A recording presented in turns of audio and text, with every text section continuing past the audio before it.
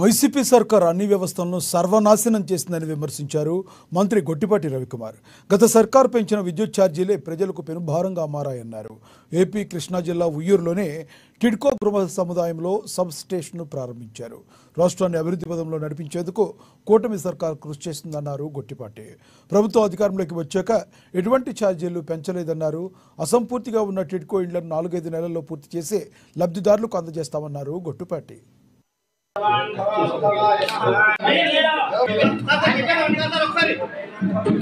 మంచి కార్యక్రమం. దాదాపు వాళ్ళ 4.5 కోట్ల పైన రూపాయలతో ఖర్చు పెట్టి ఒక సబ్ స్టేషన్ నిర్మించడం జరిగింది. ఇక్కడ ఈ ఉయ్యూరు ప్రజలకు ఇబ్బంది లేకుండా ఉండటం కోసం.